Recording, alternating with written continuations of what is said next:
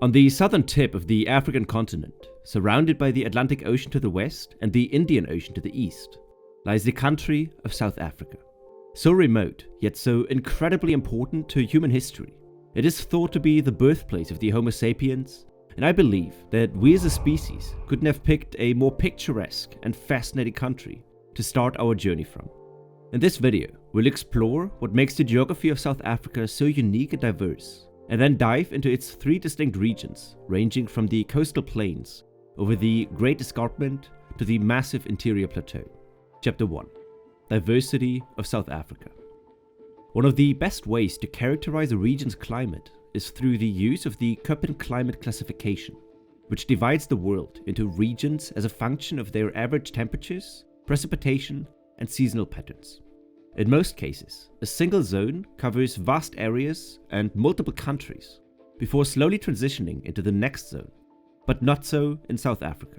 Due to various influences of oceanic currents and an intense topographical relief, 13 distinct zones can be found across the country, making it one of the most climatically diverse countries in the world. In the west, where the Namib and Kalahari deserts cross over to South Africa, cold and hot arid deserts are spanning over the land, with the coastal areas being a mix of arid and temperate climates.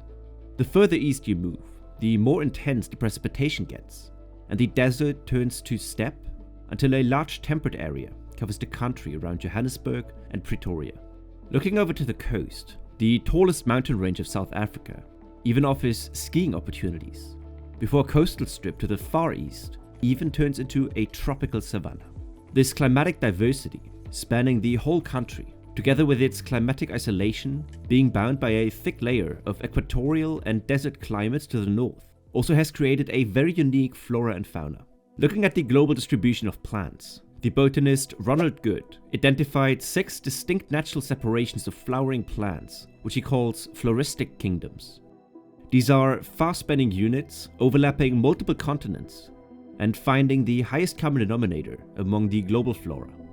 4 of these, the Holarctis, Neotropis, Paleotropis, and Australis, cover nearly the entire planet, but the flora that developed on the southern tip of the African continent was determined to be too distinct to be grouped into any of these kingdoms, making it its own Capensis, or Cape Floral Kingdom. This relatively small area is not just very different from the rest of the world, but also extremely diverse within itself, boasting thousands of different plants, many of which are endemic to South Africa. To put some numbers onto this, it is estimated that the Fynbos, the roughly 200-kilometer wide coastal belt, is home to around 9,000 species of plants, of which around 6,000 can only be found here, which is on par with the Malaysian tropical rainforest or the Amazon. This diversity also constitutes 1/5 of all plant species found across the African continent, and a single mountain, like the Table Mountain outside Cape Town, houses more different plant species than the entirety of the UK. These diverse ecosystems also led to the evolution of an extremely diverse fauna, where South Africa joins the ranks of the 17 so-called megadiverse countries in the world, each of them boasting over 5,000 endemic species. Hundreds of unique mammals, reptiles, amphibian and bird species across its 19 national and transfrontier parks, covering every aspect of the country's topography, are unique to South Africa. Even the waters in front of South Africa's shore boast an enormous biodiversity, bringing us to the first topographical area of the country. Chapter 2. The Coastal Plains. While this video will mostly cover the geographical aspects of South Africa, I was also reading up on the current affairs of the country, and in today's media landscape, it is more important than ever to be aware of the political bias and credibility of the news you're reading. This is where today's sponsor, Ground News, comes to the aid. Ground News scours the web for articles covering thousands of topics and indicates the distribution of political biases from the publishers. While not publishing anything themselves, they provide an easy-to-use interface comparing the headlines with a clear and concise overview of who wrote the article and how reputable the source is. Let's take a look at this article about March being the 10th consecutive month to break temperature records. We can see the total number of sources and the bias ratings, which for this story is mostly coming from the left, so if you predominantly get your news from right-leaning outlets, you might miss this story. We can also see the factuality, ownership, and a map feature indicating which region of Earth covers the story and when the articles were published. Try out Ground News by going to my link at ground.news/factspark, or use my link in the description to get 40% off the unlimited access with the Advantage plan, which is what I use. But now back to the geography of South Africa, where we left off at the intersection of the oceans.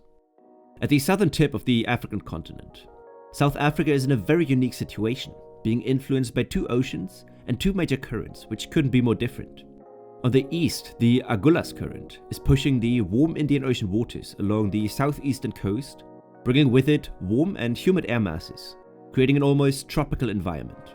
This is contrasted by the Benguela current, which rises from the depth of the southern Atlantic Ocean and carries vast amounts of cold and nutrient-rich waters, which fuel phytoplankton growth at South Africa's western shores. This foundation of the food chain creates an incredibly diverse marine ecosystem, with whales, sharks, dolphins, and African penguins feasting on the fish swarms. On land, the southwestern coastal plains are characterized by the Cape Fault Belt, a series of parallel running mountain ranges stretching from the Cedarburg municipality to the city of Quebera, formerly known as Port Elizabeth. The erosion-resistant rock that tops these mountains has created the famous Table Mountain, which overlooks Cape Town. The steep cliffs of Table Mountain, though at a little bit larger scale, continue along the southern African coastline until Mozambique, where the relatively thin coastal plain rises continuously towards the intercontinental shelf. In a geological time frame, southern Africa is exposed to a gradual but continuous tectonic uplift, which has created this smooth but sloped coastline. These ascents have the consequence that nearly all rivers that drain through the South African coastal plains are fast-flowing streams that directly plunge into the ocean. The combination of these two features means that there are virtually no natural harbors along the coastline, and the rivers are not navigable to any economically feasible extent. These rivers all originate on the southern slopes of the mountain range, which follows the interior radius of the coastline, bringing us to Chapter 3, the Great Escarpment.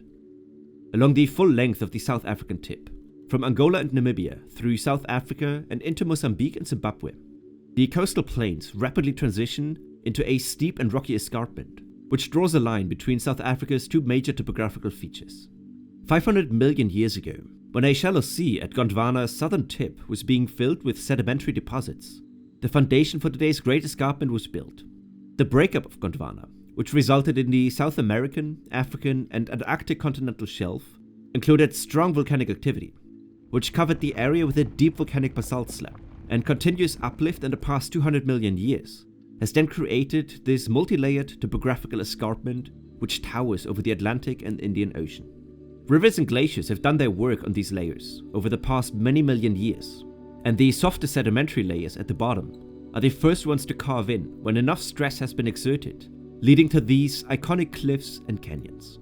The highest region of the Great Escarpment are the Drakensberg Mountains in the southeastern part of the country.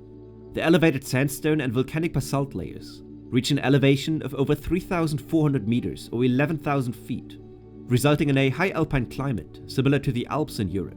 The high altitude even brings seasonal snowfall, having allowed small ski resorts to operate on the highest peaks of South Africa and Lesotho. Descending from these summits up to 600 meter deep, almost vertical basaltic buttresses make the Drakensberg Escarpment an incredible nature spectacle to explore. Acknowledged for these qualities, a large area of the Drakensberg Escarpment has been put under protection by UNESCO in the year 2000 through the transnational Molotti Drakensberg Park. This region has been a home to humanity since the beginning of cultures on the planet, with the Sun People, a term used for the first semi-nomadic hunter-gatherers people of southern Africa, having left their markings and stories in 3,500 cave paintings throughout the mountains. Just behind the towering escarpment, the elevated land opens up to form the Great African Plateau, which curves through the inner continent, bringing us to Chapter 4, the Interior Plateau of South Africa. The whole region behind the Great Escarpment is quite elevated, with minimum elevations barely dipping below 1,000 meters or 3,300 feet. But the unique South African climate once again creates several very distinct subregions that constitute this plateau.